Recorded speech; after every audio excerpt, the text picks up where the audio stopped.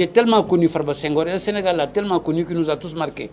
Mon cher petit frère, j'espère qu'il vit très bien et qu'il sera heureux d'entendre que j'ai dit encore qu'il est mon cher petit frère et que je l'estime beaucoup. Il nous a marqués, on ne parle que de Farba Senghor. Mais Farba Ngom nous a constitués, nous sommes ses avocats, nous faisons notre travail. Ngir Yalla, s'il vous plaît, Sénégalais, Sénégalais, cessez de dire des choses que vous ignorez. Nous, les avocats, nous ignorons ce qui se passe. Farba Ngom, le principal intéressé, n'a jamais vu ni reçu quelque chose qu'on lui reproche. Mais attendons qu'il le reçoive, attendons que nous sachions, nous. Et en ce moment, tout le monde pourra parler. Mais chacun se fait savant, savant dans tout. Que ça cesse un peu, s'il vous plaît. S'il est coupable, il sera condamné. Est-ce que je suis clair? S'il a tort, il sera poursuivi. Est-ce que je suis clair? Mais attendez qu'il ait tort ou qu'il soit coupable. Sinon, demain, vous serez tous coupables. Hein? Faites attention. Tant que la culpabilité n'a pas été recherchée, trouvée, démontrée, vous serez tous coupables. Nous serons tous coupables.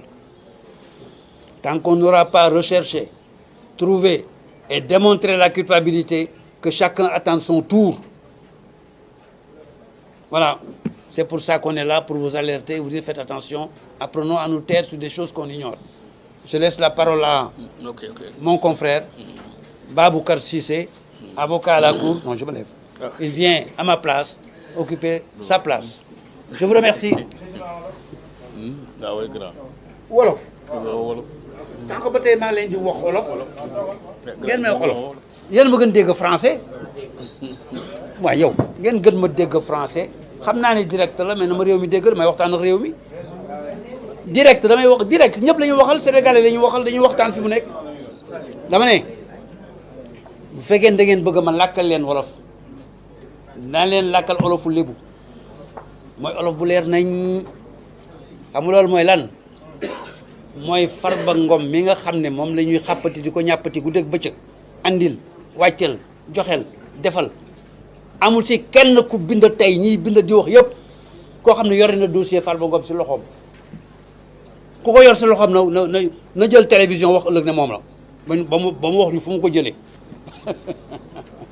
ku ko yore si loxoom rek gannaaw ministre de la justice boo xam ne war na ko mën a yore parce que dañ ko koy yónnee pour mu demander immunité parlementaire am pour ñu yëkkati ko mais ñiy bind ci journaux yi fii di wax ci rajo yi di wax ci télé yi nañu wax ne ñoo yore dossier Farba Ngom ñun ñi nga xam ne ñooy avocat ñun ñeent lañu Baboucar Cissé ak man yeneen ñaari avocat yoo xam ne dafa am lu leen dab ba jotu ñoo mën a génn ci seen liggéey pour ñëw ñun mësuñoo gis dossier Farba Ngom moom Farba Ngom ci boppam gisul dossier fa ñu bind turam kenn woowu ko fa nekk bind nañ sa tur lii la ñu dégg ci yow bind nañu sa tur lii la ñu dégg ci yow di ko seet kaay tontu waaye ngir yàlla bu fekkee da ngay kilifa yore loo xam ne mën nga ci topp nit ñu jox la ko nga xalaat sa xalaatu bopp nag ne mooma sa xalaat la sa xalaatu bopp parce que xalaat bu nekk am na beneen bu muy janool bés sa xalaatu bopp ne mooma waaye ngir yàlla balaa ngay yëkkati di yóbbu foo xam ne dañ koy toroxal mais yoon may na la nga ne ko kaay bu ñëwee nga ne ko dossier baa ngi nii nee nañ ma yaa def lii wan ma ne yaa ko def wala wan ma ne defoo ko mais c'est le minimum moom la ñuy wax contradictoire àddina bi ba mu jeex dañu signé ay convention depuis 1948 même après la révolution 1789 convention des droits de l'homme de France après nag Nations Unies 1948 dañuy def convention bu ne nit boo mënti topp ci àddina loo ko mënti toppee da nga war a respecter contradictoire nii la war a def nit boo topp ci àddina loo koy toppee lu mu doon nga xam na ko nar a xañ dara nii la war a demee contradictoire mooy day ñëw toog nga toog ñu te kay ji di wax mu naan man la du man yow la du kii kële la nii la nu mu demee ne le naa ba nga dem nag ba mu wóor na le moom la wante doo xëy suba rek sa xalaatu bopp yow kenn nag bu matadi man ni ma matadee man kenn sama xalaat ma ne waaye diw la waaye borom casquette bu bleu bii la moom mii moo rey journaliste yëpp booy kaay yow nga ñëw ma ne ay ca kaso mais loolu àddina bi génn na loolu tangu am na jaam am na dëkk yu ñu ko daan def nag ku xam histoire àddina bi lu si bari xam nga ne am na dëkk yu mu daan am moo tax nag ba nit ñi demee ba ne lii waratu fi am ñu def ay convention yoo xam ne yëpp Sénégal la ko signé nag li nit ñi xamul ñi nga xam ne jànguñu lañu jàng ñun si yoon xamul leen ne Sénégal dafa signé lépp am na jamono yoo xam ne condamné nañ fii benn doomu kilifa benn doomu président si affaire enrichissement illicite condamné koy milliards yu bari ne condamnation bi jeex na léegi c'est fini daal di yóbbu kayit ji Monaco pour xaalis ba mu fa am ñu nangu ko dëgg la Sénégal condamné na ko mais Monaco daf leen ne la nga xam ne Sénégal daf ko signé woon ak àddina bi yëpp pour mën a aar nit ñi seen condamnation ba bokkul si lu ko respecté kon ñun du ñu nangu di ko appliquer suñu dëkk ñun àddina bi dañu signé ay convention nit doo ko fekk fa mu toog nga wàññi dooleem wàññi alalam wàññi trangaam wàññi turam ca toogul mu toog nga ne ko lii la mu ne lële la ku ko def violé nga convention internationale yëpp bés boo ko condamné àddina bi dal sa kaw bés boo ko condamné àddina bi dal sa kaw boo nekkee dëkk boo xam ne signé woo ko nag bokkoo ci loolu nekk nga def mais Sénégal si la bokk c'est Farba Ngom mosuñu ko woo benn yoon fu mu mënti doon ne ko yow yaa def lii lu mu doon nag laa wax moom daal tey moo ko yéen a yem turam rek lay dégg rek ñu naan xàppati ŋàppati ŋàppati xàppati ay ko loolu jaadu na mais dafa jaaduwul fenn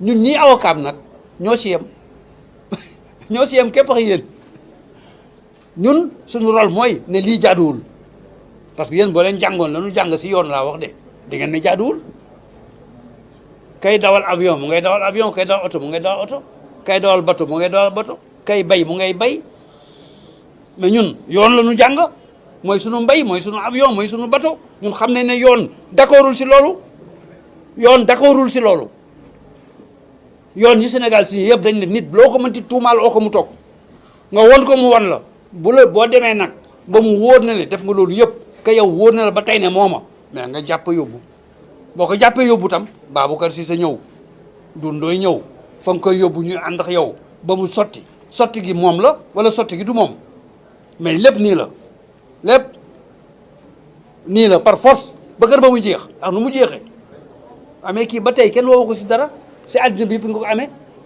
si ñu ngay yëkkati immunité parlementaire am ki nga xam ne yéen a ko woteel yéen ñëpp ñu ngi koy xañ seen wote lañ koy xañ fi mu nekk la seen wote jur seen wote dafa jur ne député la ce député kenn du ko topp bu fekkee ne yëkkatiwuñu la ngeen ko dénk yéen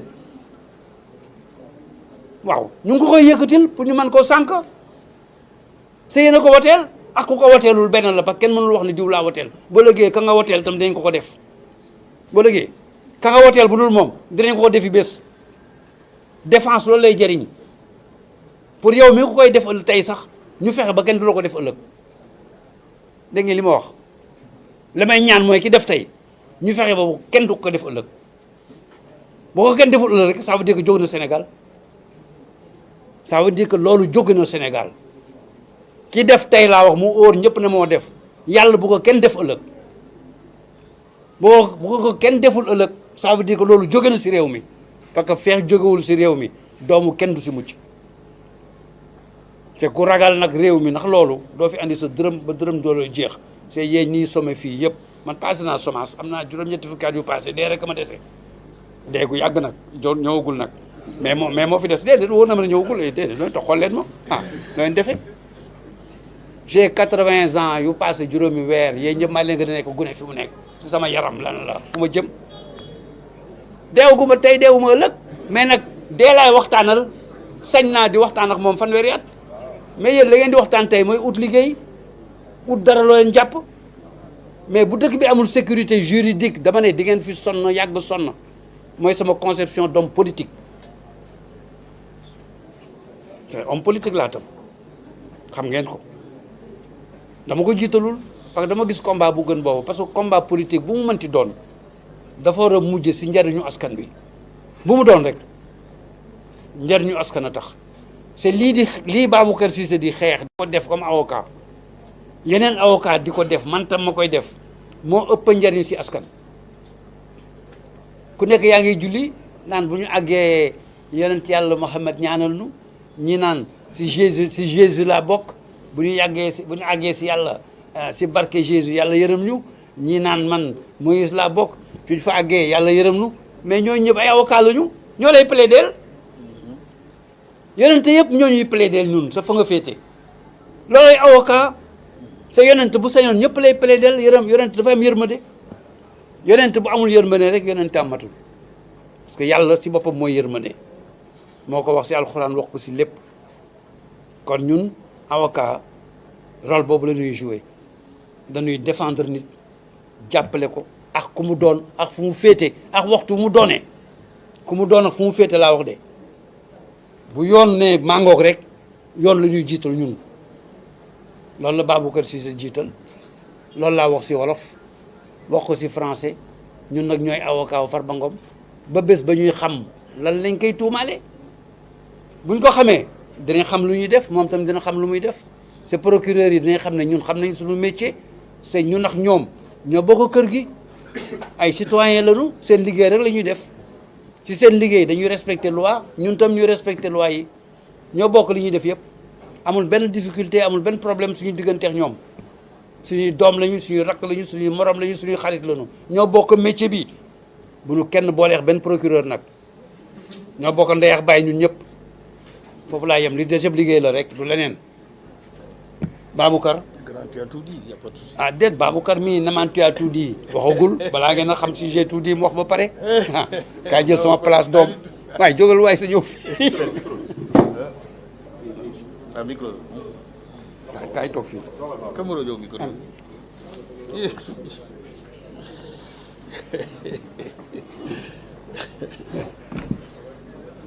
Bon. C'est bon?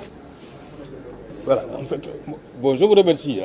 Je remercie d'abord le grand Doudou qui a tout dit et qui est notre doyen et coordonnateur du collectif des avocats constitué par M. Mohamedou Ngom, dit Farba, député à l'Assemblée nationale de la 15e législature et qui fait actuellement l'objet d'une procédure de levée de son immunité parlementaire sur la demande du garde des Sceaux au ministre de la Justice, qui a été saisi par le procureur général près la Cour d'appel de Dakar par un courrier en date du 3 janvier. Donc ce n'est pas une nouvelle affaire, c'est une ancienne affaire. Parce que le procureur général, près la Cour d'appel de Dakar, a saisi le garde des Sceaux par un courrier en date du 3 janvier 2025 pour demander au garde des Sceaux de saisir l'Assemblée nationale afin de lever l'immunité parlementaire du député Farba Ngom. Et le procureur général a formulé cette demande sur la demande encore du procureur du parquet financier, M. Abdoulaye Sylla, qui certainement a été saisi d'un rapport de la CENTIF, qui est la cellule de traitement des informations à caractère financier.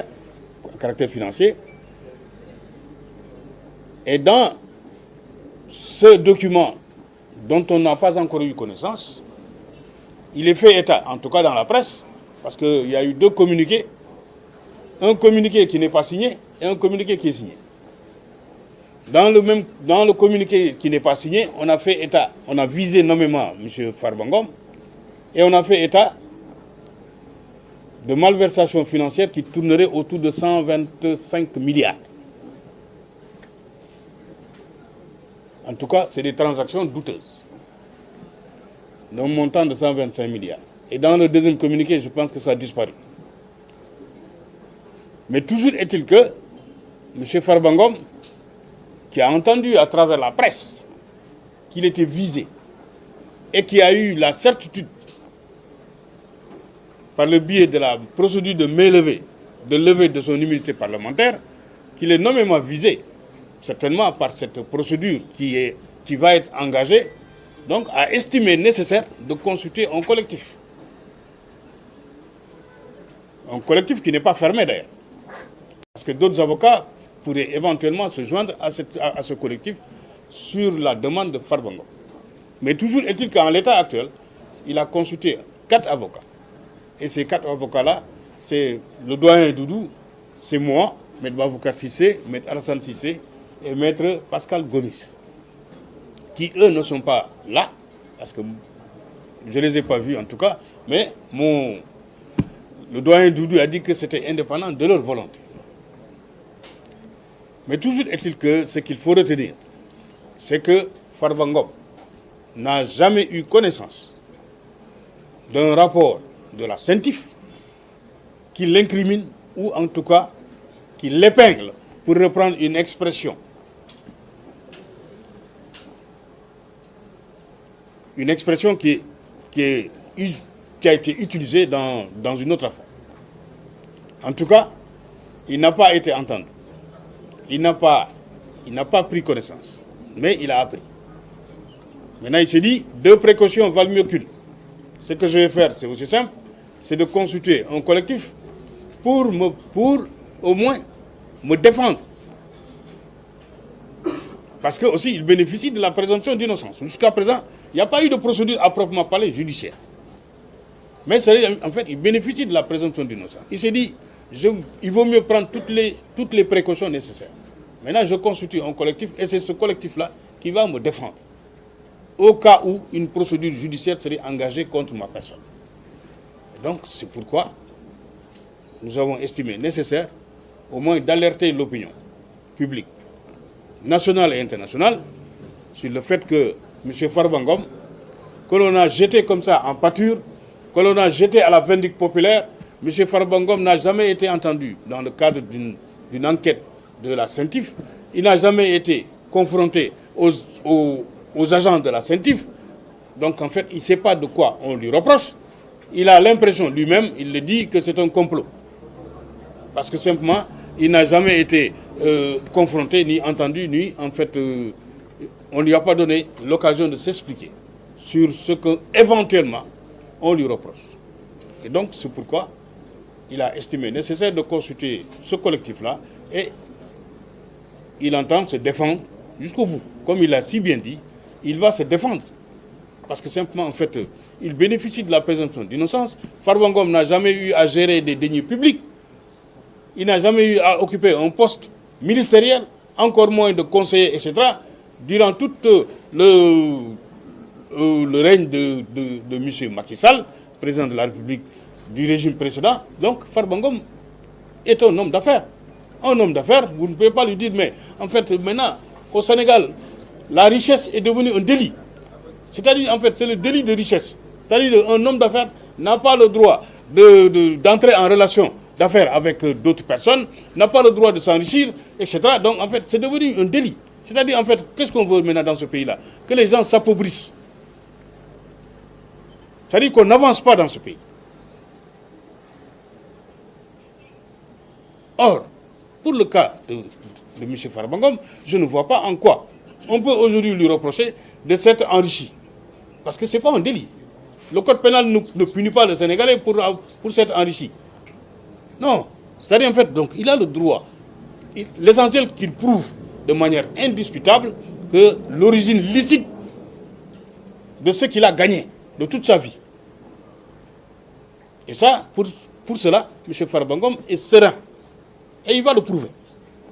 Donc, c'est pourquoi il a estimé nécessaire quand même de consulter un collectif et de demander à ce collectif-là de le défendre au cas où il ferait l'objet de poursuites. Parce qu'en l'état actuel, on ne peut pas parler de procès. À l'état actuel, il n'y a pas une enquête judiciaire à proprement parler en l'état actuel. Donc, on ne peut pas parler de procès, on ne peut pas parler d'équilibre, on ne peut pas parler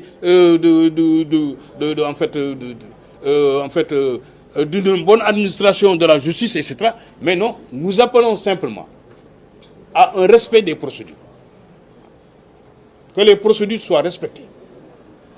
que le parquet financier ne se précipite pas pour aller confier éventuellement le dossier à un juge d'instruction, de requérir le mandat de dépôt, etc., d'envoyer M. Farba Ngom en prison.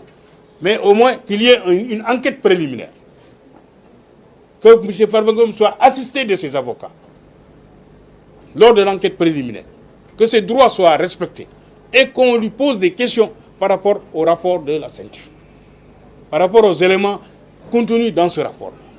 Et comme ça, qu'il puisse apporter les justificatifs et éviter dans ces conditions-là une erreur judiciaire. C'est ça l'équilibre, c'est ça la justice. Mais qu'on ne prenne pas prétexte pour régler des comptes politiques, c'est ce qu'il faut éviter. C'est ce qu'il faut éviter parce que ce qu'on reproche à l'ancien régime, apparemment, on est en train de faire la même chose.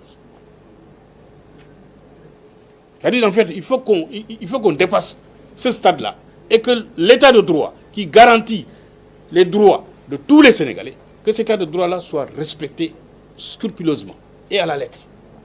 Donc, en fait, M.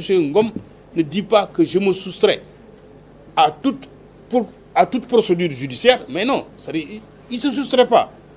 Il est là, c'est un Sénégalais comme tout le monde, un citoyen. Donc, il est là pour répondre à toute sollicitation. Il est là pour répondre à toute réquisition. Il est là pour répondre à toute convocation. Parce que c'est un citoyen comme tout autre citoyen. Il n'est pas exceptionnel. Il est soumis à la loi. Mais que les choses se passent dans les règles. Qu'on respecte ses droits. Qu'on respecte la procédure. Qu'on ne précipite pas les choses pour l'envoyer en prison et se dire, mais ça y est, on a atteint notre objectif. Et ça y est, il ne sera plus candidat. Il n'aura plus le temps de réfléchir pour être un candidat éventuellement. Donc en fait, c'est ce qu'il faut éviter dans ce pays-là. Et c'est la raison pour laquelle nous estimons qu'il est de notre devoir de défendre cette personne-là. Et de le défendre, et de la défendre jusqu'au bout. Et c'est pourquoi nous avons estimé nécessaire de convoquer ce point de presse. C'est un point de presse, ce n'est pas une conférence de presse, encore une fois. C'est un point de presse qui est différent d'une conférence de presse. Donc nous avons simplement fait une communication. Et donc par conséquent, nous avons,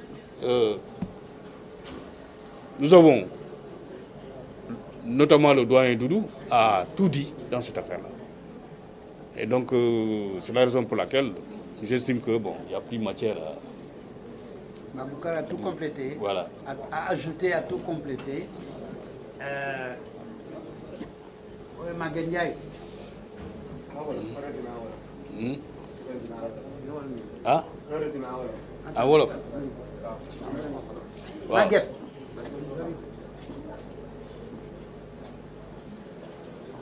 Maguette Maguette c'est bien non? Maguendiaï, c'est mon âge. Ah ok. Ah oui, lui. Donc, mooy communiqué bi la.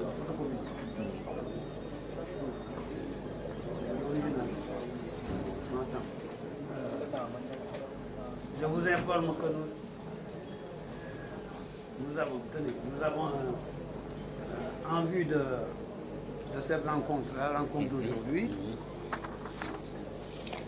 en vue de la rencontre d'aujourd'hui, nous avons fait un texte pour la presse, pour tout le monde. Lisez, publiez. Voilà, donc en fait, je vais vous lire un peu. Bon, je vais vous donner lecture du commun. Voilà.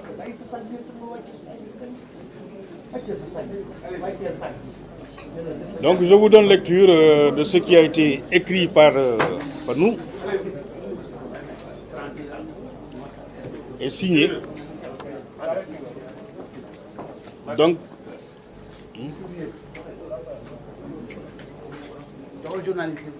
nous, avocats à la Cour,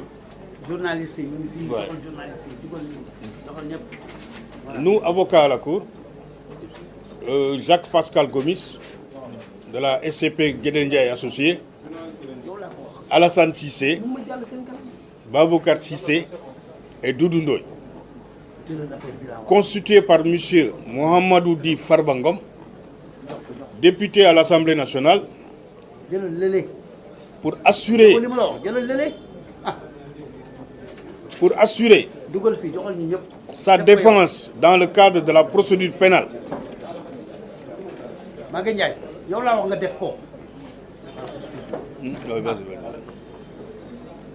Et qui? Il n'a qu'à donner aux autres.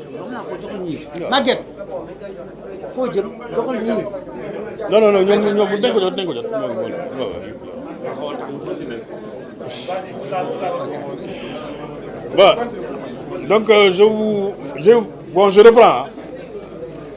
Il dit voilà. Bon, on reprend là. Nous, avocats à la Cour, Jacques-Pascal Gomis, SCP Guédélia et associés, Alassane Cissé, Baboucar Cissé et Doudou Ndoye, constitués par M. Mohamedou Di Farba Ngom, député à l'Assemblée nationale du Sénégal, pour assurer sa défense dans le cadre de la procédure pénale que le procureur de la République financier a l'intention de diligenter à son encontre, objet d'une demande d'autorisation parlementaire communément appelée levée d'immunité parlementaire, estimons que la dite demande, en cours d'examen par le Parlement, est la première phase d'une procédure pénale relative aux droits et libertés de ce citoyen, de surcroît représentant du peuple par le suffrage universel. Nous limitant strictement au cadre de la procédure judiciaire, sans aucune autre considération, déclarons qu'à ce jour, en dépit de la floraison des interventions et écrits publics, ni le sieur Mohamedou Farba Ngom, ni aucun des susdits avocats n'a connaissance des faits exacts du dossier judiciaire ouvert par le parquet financier de la République. M. Mohamedou Farba Ngom n'a jamais été mis par l'organisme dit CENTIF en état de connaître et de fournir les éléments concernant les soi-disant affaires signalées, ni sur leur origine, ni sur leur destination, conformément aux lois et règlements ou en violation de celles-ci. Quand l'État est en considération de l'obligation d'enquête préliminaire mise à la charge du procureur de la République financier par l'article 77.98 du Code de procédure pénale de la loi 2023-14 du 2 août 2023, M. Mohamedou Farba Ngom et ses conseils susvisés et sous-signés sont à la disposition des autorités pour enfin savoir de quoi il s'agit et répondre à leurs préoccupations. Fait et signé à Dakar le 17 janvier 2025, Maître Jacques-Pascal Gomis, SCP Guédélia et associés, Maître Doudou Ndoye, avocat à la Cour, Maître Baboucar Cissé, avocat à la Cour, et Maître Alassane Cissé, avocat à la Cour. Ce communiqué-là vous a été distribué.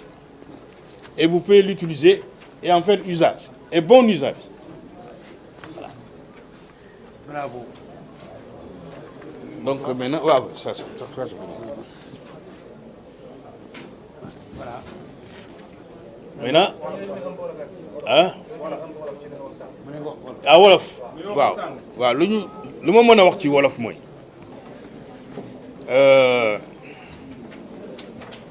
doyen Doudou Ndoye wax na lépp dama ci yokk rek parce que normalement doyen bu waxee man waruma ci woon teg baat mais lu ma la mën a wax mooy lu ma mën a yokk mooy Farba Ngom moom moo ñu consulté comme avocat pour défendre ko ci loo xam ne mi ngi ñëw mooy maanaam temps yi yëpp ci communiqué de presse yi dañ ko gis d'abord ci réseaux sociaux yi ñaari communiqué de presse yoo xam ne ci parquet financier la jógee benn communiqué bi si dañ ko signé wuloon ñu ne boobu moom c'était un faux mooy maanaam baaxuloon ñu indiwaat deuxième bi yoon am cachet ak signature procureur Ablaye Sylla ci premier bi boo xam ne nee nañu c'était un faux fake news la Farba Ngom la ñuy viser directement ne dafa luubal 125 milliards maanaam en tout cas CENTIF 125 milliards la dem recherché te 125 milliards ay opérations yoo xam ne c'est des opérations douteuses. léegi deuxième communiqué bi ñu génnee loolu comme Farba Ngom lañ ko visé peut-être que dañ ko def exprès maanaam sandi lii opinion publique bi jël ko yaakaar ne Farba Ngom dafa sàcc 125 milliards ci koo xam ne musul nekk ministre musul nekk conseiller musul gérer deniers publics kooku lu mu mën a luubal alalu réew mi 125 milliards loolu amul mais comme dañuy enclencher procédure ne comme député la te mënuñu ko en tout cas mënuñu ko topp en l'état actuel lu ñu def mooy il faut que ñu def procédure de levée de son immunité parlementaire te loolu moo tax procureur financier saisir procureur général cour d'appel procureur général cour d'appel saisir garde des Sceaux ministre de la justice nag moo saisir assemblée nationale loolu mooy expliquer actuellement procédure bi c'est en cours au niveau de l'assemblée nationale mais Farba Ngom toogul parce que nit ki aussi duñ la tuumaal loo xam ne déjà dañ ko annoncé dans la presse déjà ñi ngi jéem a lever sa immunité parlementaire mooy maanaam sa malaan kiiraay ni ñu koy waxee donc c'est-à-dire en fait yow dañ la bëgg a simi set wecc et pare jël na nag jëbal la yoon donc nee na man dans ces conditions là il faut que comme tubaab nu mu ko waxee deux précautions valent mieux qu'une donc damay fagaru damay consulter avocat ay avocat yoo xam ne demee dinañ ma mën a défendre bu fekkee ne procédure bi dem na ci yoon moom nag wax nag nee na ragaluma kaso ragaluma dem yoon te pare naa pour loolu pare naa nag pour défendre pare naa pour répondre du ma daw du ma dem fenn